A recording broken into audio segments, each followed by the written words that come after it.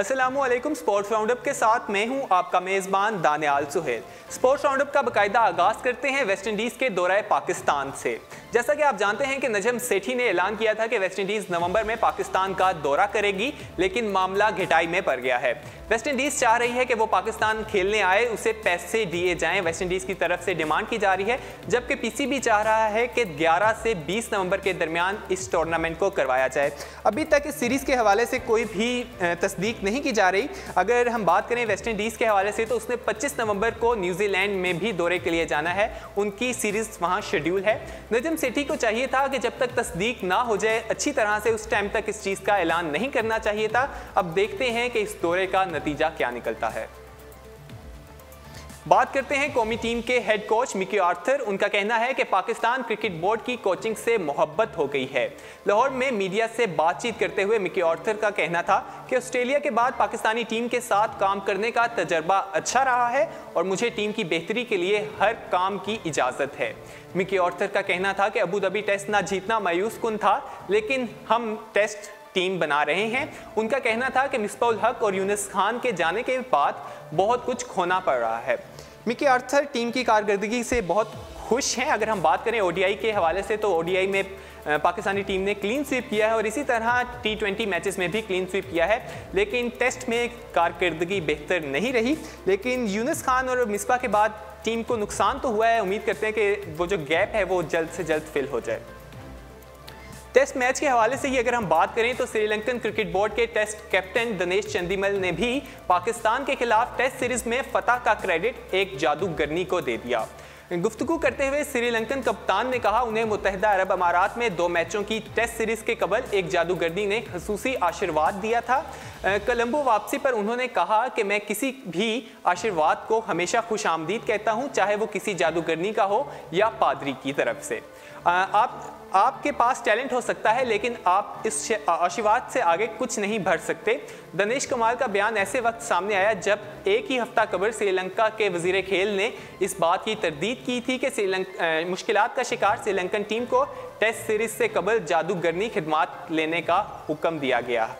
कुछ रोज कबल श्रीलंका के एक मुकामी जादूगरनी जोइजा ने दावा किया था कि टीम के रवाना होने से कबल टेस्ट कप्तान चंदीमल मेरे पास आए और उन्होंने कहा कि उन्हें वजीर खेल ने भेजा है, उन्हें कोई ऐसा मंत्र बताया जाए कि वो पाकिस्तान को हरा दें।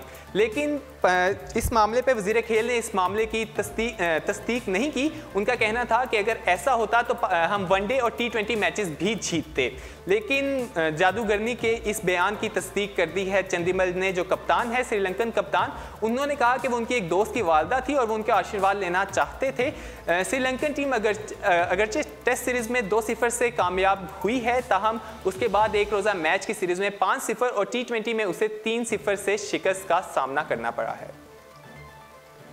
बात करते हैं ऑलराउंडर मोहम्मद हफीज का। बॉलिंग एक्शन टेस्ट आज होगा। ऑलराउंडर इस मकसद के लिए इंग्लैंड पहुंच चुके हैं। श्रीलंका से सीरीज के अबू धाबी में खेले जाने वाले तीसरे वनडे में उनका बॉलिंग एक्शन रिपोर्ट किया गया था। आईसीसी कवानीन के मुताबिक बॉलिंग करते वक्त बाजू का कम 15 डिग्री के अंदर होना चाहिए। याद रहे कि मोहम्मद हफीज का बॉलिंग एक्शन पहले भी 2 बार रिपोर्ट हो चुका है। 1 साल पाबंदी के बाद उन्होंने दुरुस्ती का अमल किया और क्लियर हो गए। अब फिर शकूक की जद में आ गए हैं। उम्मीद करते हैं कि जो उनका टेस्ट है इंग्लैंड में जो आज होना है उसमें वो क्लियर हो जाए। उन्होंने जाने से पहले मीडिया से गुफ्तगू की थी। उन्होंने कहा था कि मैंने अपना एक्शन बिल्कुल चेंज नहीं किया और उन्हें उम्मीद थी कि वो क्लियर कर लेंगे ये टेस्ट। बात करते हैं आईसीसी वुमेन्स क्रिकेट चैंपियनशिप में। न्यूजीलैंड ने पाकिस्तान को दिलचस्प मुकाबले के बाद 8 रन से हराकर 3 मैचों की सीरीज में 0-1 की बढ़तरी हासिल कर ली। मंगल को शारजा में खेले गए पहले एक रोज़ा मैच में न्यूजीलैंड वुमेन ने पहले खेलते हुए मुकर्ररा ओवर्स में 9 विकेटों के नुकसान पर 240 रन का मजमुआ तरतीब दिया। न्यूजीलैंड की इनिंग्स की खास बात सोफी डियोन की सेंचुरी थी, जिन्होंने 103 रन की शानदार इनिंग्स खेली, जबकि कप्तान सुजी 36 और अमेला केएल 30 रन बनाकर आउट हुई। पाकिस्तान की जानिब से सना मीर ने 3 जबकि सादिया यूसुफ और जवेरिया खान ने 2-2 खिलाड़ियों को आउट किया।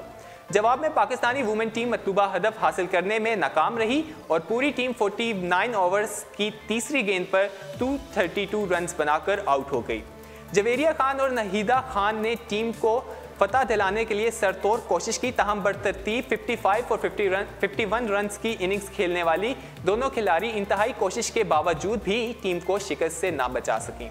पाकिस्तान ने एक मौके पर 5 विकेट के नुकसान पर 217 रन बनाए थे और फतह साफ नजर आई थी, लेकिन उस मौके पर मुख्तलिफ 15 रन के फर्क से कौमी टीम आखिरी 5 विकेटें गिनवा बैठी और मैच में शिकस्त से 2-4 हुई। दीगर खिलाड़ियों में कप्तान मिसबा मारूफ 41, सादिया अमीन 33 और इरम जावेद 19 रन बनाकर आउट हो गई, जबकि अमाला कलीद ने मुसलसल 2 गेंदों पर पाकिस्तान की आखिरी 2 विकेटें गिराकर टीम को फतह से हमकिनार कराया। अगर हम मैच की बात करें तो मैच में पाकिस्तानी टीम को 8 रन से शिकस्त हुई है और सना मीर इस मैच की कप्तानी नहीं कर रही। सना मीर इस मैच के स्क्वाड में शामिल हैं, वो एज अ कैप्टन तो नहीं खेल रही, लेकिन वो इसमें एज अ प्लेयर ज़रूर खेल रही हैं। लेकिन टीम ने 8 रन से शिकस्त का सामना करना पड़ा है। वजूहात को देखना है कि टीम किस वजह से स्कोर करने में नाकाम रही। बात करते हैं श्रीलंकन फास्ट बॉलर मलंगा ने डोमेस्टिक T20 मैच में स्पिन बॉलिंग करा के सबको हैरान कर दिया। मलंगा की स्पिन भी बल्लेबाजों के लिए खतरा बन गई। मलंगा ने घूमती गेंदों से 3 शिकार किए।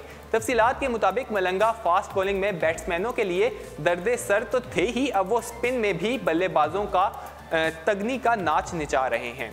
मलंगा श्रीलंका के डोमेस्टिक T20 मैच में एक नए रूप में दिखाई दिए। मलंगा ने फास्ट बॉलिंग की बजाय ऑफ स्पिन बॉल की। मलंगा ने निपी तली बॉलिंग से हरीफ टीम के 3 खिलाड़ियों को आउट भी किया। शायकीन क्रिकेट ने मलंगा की स्पिन बॉलिंग को भी खूब इंजॉय किया और खुद मलंगा भी अपने नए अंदाज से खुश होते रहे। इसी के साथ ही स्पोर्ट्स राउंडअप अपने इख्तिताम को पहुंचता है। मजीद खेलों की खबरें जानने के लिए विजिट कीजिए हमारी वेबसाइट urdupoint.com। अल्लाह हाफिज।